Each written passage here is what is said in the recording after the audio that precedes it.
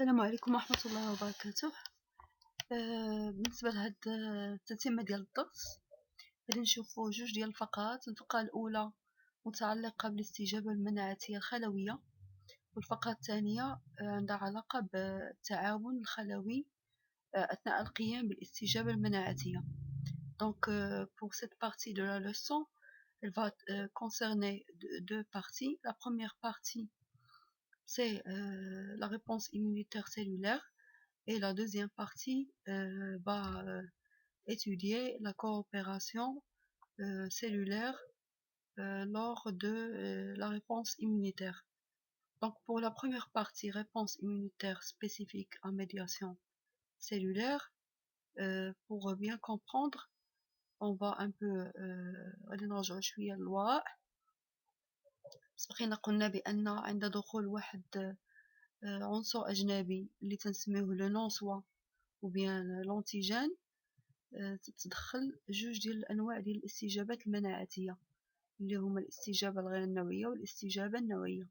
Donc lors de l'entrée d'un antigène à l'intérieur du corps, il y a intervention de deux types de réponses immunitaires qui sont la réponse immunitaire non spécifique puis la réponse immunitaire spécifique.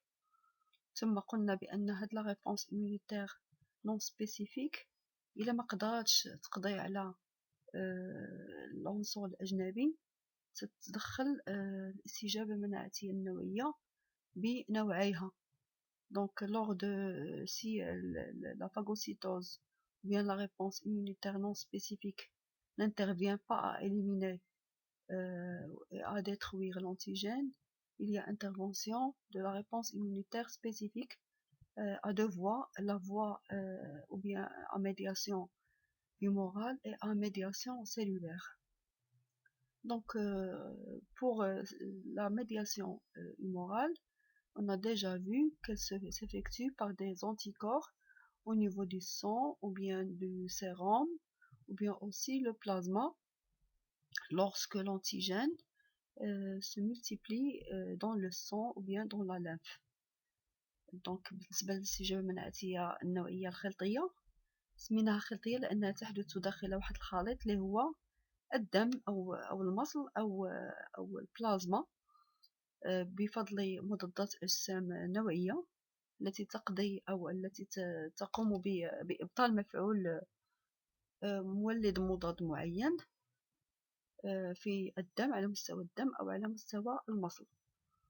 Donc d'abord, lorsque les antigènes se multiplient à l'intérieur des cellules, donc on parle des microbes intracellulaires, comme par exemple les virus ou bien certaines bactéries, comme on va voir une bactérie appelée BK.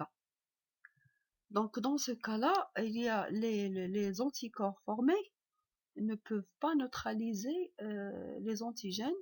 Pourquoi? Parce que tout simplement, ces antigènes se trouvent à l'intérieur des cellules infectées. Donc في حالة وجود جراثيم أو des antigènes على مستوى داخل الخلايا الحية أو ما يسمى بالخلايا المعفنة، في هذه الحالة مضادات الأجسام لا تستطيع القضاء على تلك المولدات المضاد لأنها بكل بساطة توجد داخل الخلايا الحية. دونك في هذه الحالة هذه تتدخل استجابة أخرى هي اللي غادي نشوفو دابا، هي الاستجابة المناعية الخلوية. Donc pour la réponse immunitaire en médiation cellulaire,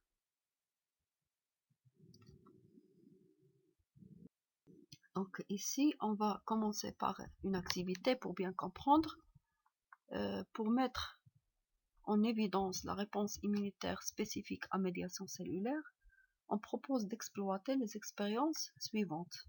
Donc من أجل الكشف عن الاستجابة المناعية الخلوية نقوم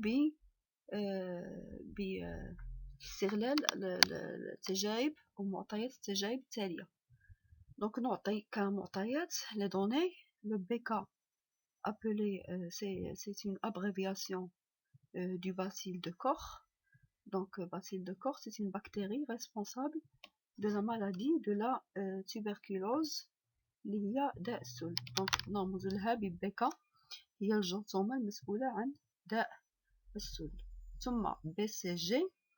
Donc B ça veut dire bacille, C calmette et guérin, C guérin. Donc c'est une abréviation de bacille de calmette et guérin.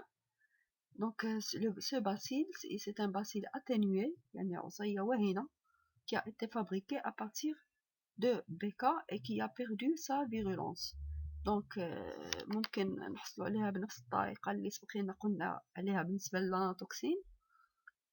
دونك تناخدو بيكا نقوم بغليها ثم إضافة الفورمول ثم الحصول على أجزاء من هاد الجرثومة هادي هما اللي سميناهم BCG.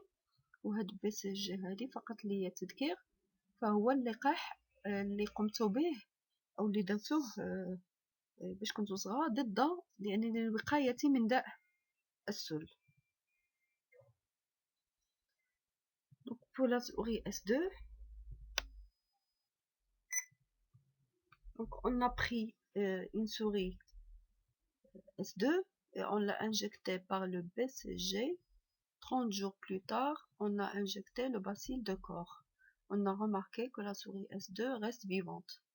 Donc pourquoi elle est restée vivante alors que le bacille de corps est mortel, comme on a déjà vu dans la première expérience? Tout simplement parce que le S2 est devenu immunisé après 30 jours après injection du BCG. Donc son corps, le corps de la souris S2, est capable de détruire, de reconnaître le BCG, de reconnaître le BK et de les détruire. Donc elle est devenue immunisée et donc elle est restée vivante. Pour la troisième expérience, le S3, la souris S3 a été injectée au début par le BCG, puis après 30 jours, on a prélevé le sérum S3 de cette souris et on l'a injecté dans une autre souris S4. En même temps, on a injecté le bacille de corps. On a remarqué que la souris S4 meurt. Donc pourquoi elle est morte? Parce que le sérum S3 contient des anticorps, mais qui ne peuvent pas neutraliser le bacille de corps. Comme on a déjà dit, parce que le bacille de corps, c'est un microbe intracellulaire. Donc même s'il y a production d'anticorps dans le sérum, mais qui ne peuvent pas neutraliser le bacille de corps. Et donc la réponse immunitaire dans ces expériences n'est pas humoral.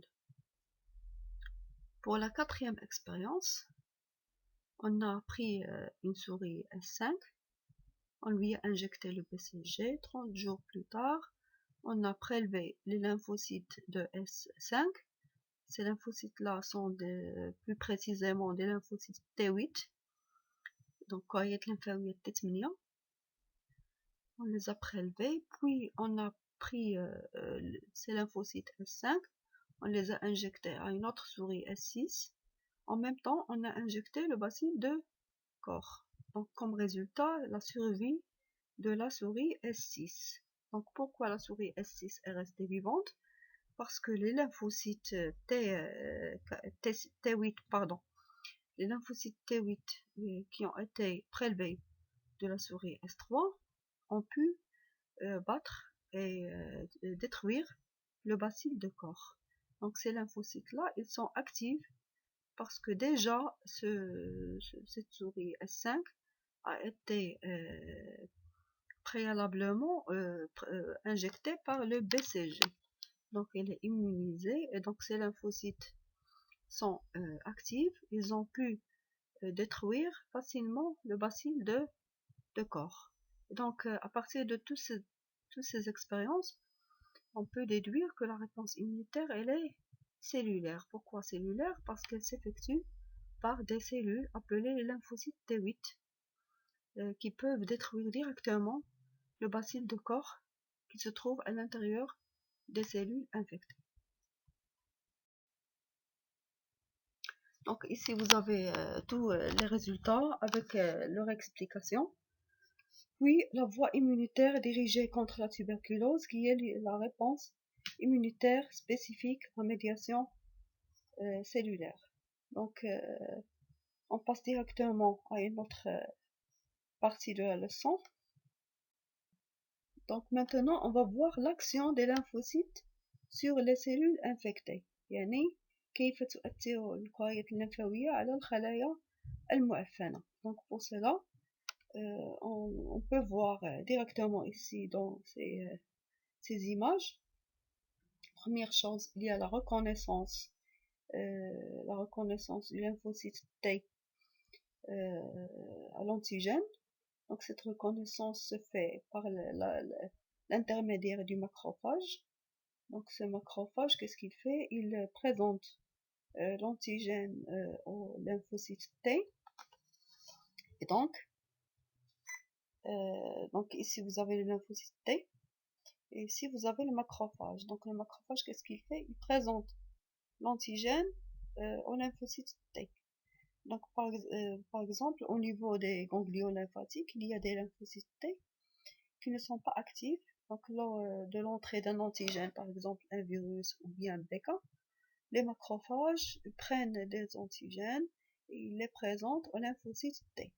Donc ça, on l'appelle la reconnaissance. Oui, après la reconnaissance, les lymphocytes T deviennent actifs. Donc lorsqu'ils deviennent actifs, ils vont bien sûr se proliférer comme on a déjà vu pour les lymphocytes B. Puis après leur prolifération, ils vont se différencier pour donner ce qu'on appelle les lymphocytes TC, appelés aussi T8, tueurs, ou bien appelés aussi NK, c'est une abréviation de Natural Killer. Donc ici, vous avez les étapes de la destruction de la cellule infectée. Donc la première étape, c'est l'adhésion de la cellule du lymphocyte TC à la cellule infectée, la cellule remplie par les virus ou bien par les bactéries intracellulaires. Donc première chose, c'est l'adhésion. La deuxième chose, c'est ce lymphocyte TC va sécréter des substances chimiques, notamment deux substances chimiques. La première substance appelée perforine qui va provoquer des pores au niveau de la cellule infectée et donc l'explosion de cette cellule suivie de la sécrétion d'une autre substance, ce qui sont les cytokines. Ces cytokines vont tuer ou bien vont détruire directement les cellules, les microbes intracellulaires qui se sont multipliés à l'intérieur de la cellule infectée. Donc, ce phénomène-là est appelé la cytotoxicité. يعني بالعربية السمية الخلوية. Après, qu'est-ce qu'on a? On a ici la mémoire de l'immunité à médiation cellulaire. Donc, on a déjà vu que l'immunité à médiation humorale se caractérise par une mémoire, ce qui permet aux lymphocytes B, B mémoire de se rappeler d'un antigène spécifique. Et donc la réponse immunitaire est plus rapide dans le deuxième contact avec le même antigène. Donc pour l'immunité à médiation cellulaire, c'est à peu près la même chose. Donc pour ici, on a une expérience de souris, la souris A et la souris B. Donc qu'est-ce qu'on fait? On prend une partie de la peau de la souris A, sachant que les deux souris sont de deux souches différentes. Donc on prend une partie de la peau de la souris A, appelée greffon, et on la greffe sur la peau de la deuxième souris B.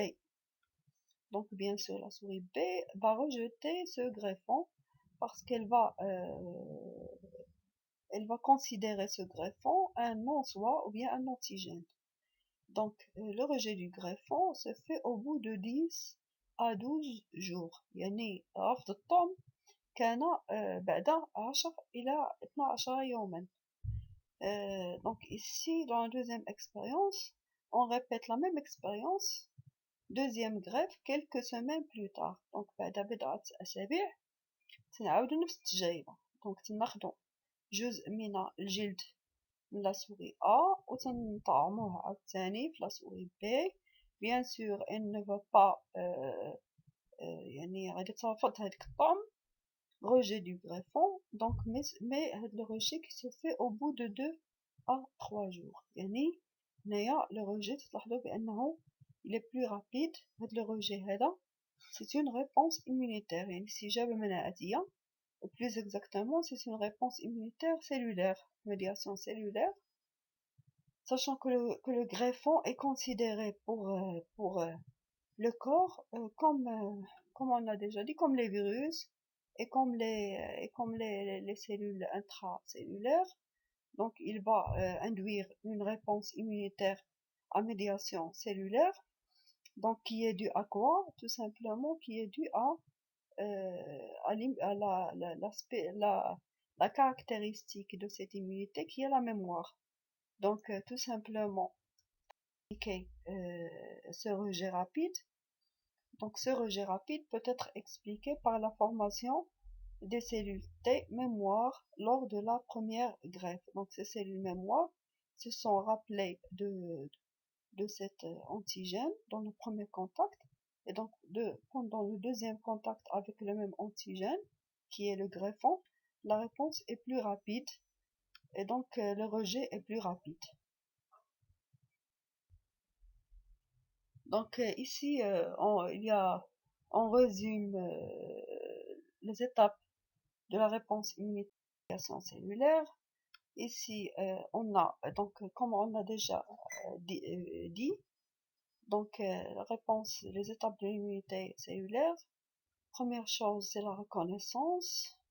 Les cellules infectées par un virus. Donc, il y a une reconnaissance. Le lymphocyte T spécifique reconnaît la cellule infectée par le virus. Donc, reconnaissance par... bien sûr, il y a les macrophages qui vont prendre l'antigène et le présenter au lymphocyte T. Donc, puis, ces lymphocytes T vont se multiplier, puis se différencier pour donner deux types de cellules. Les lymphocytes T mémoire qui vont vivre longtemps au niveau des ganglions lymphatiques et la rate, et les lymphocytes T tueurs ou bien tueuses qui vont durer une vie limitée et qui vont directement dans la phase effectrice, ils vont tuer, perforer puis détruire les virus qui se trouvent à l'intérieur de la cellule infectée. Puis à la fin toujours, le phagocyte, qu'est-ce qu'il fait? Il fait la phagocytose de cette cellule qui a été détruite ou bien de la cellule cible. Donc élimination de l'antigène. Donc comme on a déjà dit, il y a trois étapes essentielles. La reconnaissance de l'antigène par le lymphocyte T, multiplication suivie de la différenciation du lymphocyte T8, puis à la fin la destruction de la cellule infectée par les lymphocytes TC grâce aux perforines et aux cytokines. Donc la deuxième partie de la leçon va passer à la coopération cellulaire au cours de la réponse immunitaire spécifique. يعني ما يسمى بالتعاون الخلوي أثناء الاستجابة المناعية النووية. دونك بطبيعة الحال جميع الخلايا المناعية تتجند من أجل القضاء على مولد المضاد أو على العنصر الأجنبي أو الغير الذاتي. Donc pour cela, pour mettre en évidence la coopération cellulaire au cours de la réponse immunitaire, on va réaliser une activité. Donc, en se basant sur les expériences d'un savant appelé Mosier. Mosier, en 1967, a isolé des macrophages et des lymphocytes B et T de la rate d'une souris saine. Donc, il a isolé trois types de cellules, ou bien deux types essentiels, les macrophages et les lymphocytes. Donc, il les a isolés à partir de la rate d'une souris qui est saine. puis il les a cultivés dans un milieu de culture in vitro. In vitro, ça veut dire à l'extérieur du corps de la souris. Ça veut dire dans le laboratoire, par exemple. Donc, puis il a ajouté à ces cellules ce qu'on appelle les globules rouges du mouton, les GRM. Donc, ces GRM sont considérés bien sûr pour le rat, ou bien pour la souris, pardon, pour la souris, ils sont représentés comme des antigènes. Puis, après, il a mesuré la production des anticorps anti-GRM. Bien sûr, ici, la production des anticorps est considérée comme une réponse immunitaire. Donc, vous avez ici un tableau qui résume toutes ces étapes, bien toutes ces expériences. Ici, vous avez les milieux de culture. Le premier milieu de culture, c'est le milieu 1. Donc, le milieu de culture 1, il ne contient pas les macrophages, il ne contient que les lymphocytes B et T et l'antigène GRM. Pour le milieu 2, il contient les macrophages, les lymphocytes B et T et l'antigène GRM. Et pour le troisième milieu, il y a les macrophages, il n'y a pas les lymphocytes B et T et il y a l'antigène GRM. Donc, bien sûr, en présence du soi et du non-soi, le soi qui sont les macrophages et les lymphocytes, et le non-soi qui est l'antigène, il y aura une réponse immunitaire attendue au niveau des milieux de culture. Mais pour les résultats, on observe qu'il n'y a de production d'anticorps que dans le milieu 2, alors que dans le milieu 1 et le milieu 3, il n'y a pas de production d'anticorps anti-GRM. Donc ici, pourquoi, si on veut analyser ou bien expliquer ces résultats, pour le troisième milieu de culture, bien sûr, il n'y aura pas de production d'anticorps anti-GRM. Pourquoi? Parce qu'il y a absence des lymphocytes B et T. Sachant que les lymphocytes, que les anticorps anti-GRM sont sécrétés par les lymphocytes B. يعني أن الكريات الليمفاوية B هي التي تنتج مضادات الأجسام. بما أنها غائبة فبطبيعة الحال لن يكون هناك إنتاج لمضادات الأجسام ضد الكريات الحمراء للخائف. دونك هذه تنظن بأنها نتيجة حتمية الآن بالنسبة للوسط الأول le milieu de culture 1. Aussi, il n'y a pas de production d'anticorps anti-GRM. Comment expliquer cela? Sachant qu'il y a des lymphocytes B qui vont produire les anticorps, il y a aussi l'antigène qui est GRM, mais il n'y a pas de production d'anticorps. Pourquoi? Parce qu'il n'y a pas de macrophages. Parce que comme on a déjà vu que les macrophages interviennent dans la présentation d'antigènes. Donc s'il n'y a pas de macrophage qui va présenter l'antigène, il n'y a pas de réponse immunitaire. Pour le deuxième milieu de culture, on a des conditions favorables à la production d'anticorps. Donc il y a les macrophages, il y a les lymphocytes B, les lymphocytes T et l'antigène GRM. Donc ces deux types de cellules vont coopérer pour produire les anticorps anti-GRM. Donc T, plus précisément T4, un certain type de lymphocyte T appelé T4, ou bien T auxiliaire appelé aussi T helper. Ça veut dire T مساعدة، تابعة مساعدة. Donc هذيك التابعة مساعدة تلعب دورا مهما في الاستجابة المناعية خاصة النوعية. انطلاقا من هذه التجارب يمكننا نستنتج بأن هناك تعاون خلوي بين مجموعة من الخلايا المناعية من أجل إقصاء الجرثومة. Donc, pour récapituler, on a un schéma. Donc, mécanisme de la coopération cellulaire, c'est la même chose. Donc, les lymphocytes T4 ou les lymphocytes T helper, TH, sont des lymphocytes T auxiliaires qui jouent un rôle essentiel dans la réponse immunitaire. Elles deviennent actives après la fixation de l'antigène, puis elles sécrètent des substances chimiques appelées les interleukines nécessaires à l'activation des autres cellules immunitaires comme les macrophages, les lymphocytes T et B pour produire des anticorps. C'est la coopération cellulaire. يعني الخلوي. Donc ici vous avez un schéma qui récapitule tout ce qu'on a dit. Donc on a ici le phagocyte ou bien le macrophage. Qu'est-ce qu'il va faire? Il va essayer de phagocyter l'antigène, puis il va présenter des parties ou bien des fragments de cet antigène. Il va les présenter aux lymphocytes T4. Donc ces lymphocytes T4 vont être activés ou bien sensibilisés. Après leur sensibilisation, ils vont activer à leur tour les lymphocytes B ou bien les lymphocytes T selon le type de réponse immunitaire, humorale ou bien cellulaire. Donc, activation se fait par des substances chimiques, notamment les interleukines. Donc, إلا بغينا نعاودو من الأول، عندنا الخلية البلعمية تقدم مولد المضاد لللمفاوية، واحد النوع من الكرات اللمفاوية التابعة التي تنشط.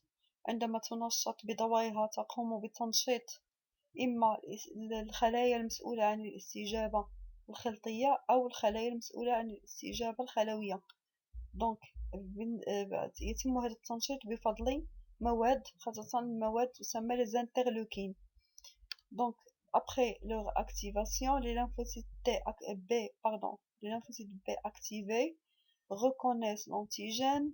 Un certain type de lymphocyte B spécifique à cet antigène va se proliférer puis va se différencier en lymphocytes productrices d'anticorps appelés aussi plasmocytes qui vont produire ou sécréter des anticorps spécifiques qui vont neutraliser l'antigène. Donc ça, ce sont les étapes de la réponse immunitaire à voie humorale, spécifique à voie humorale.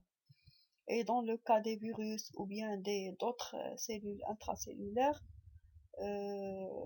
l'activation, les lymphocytes T4 vont activer les lymphocytes T.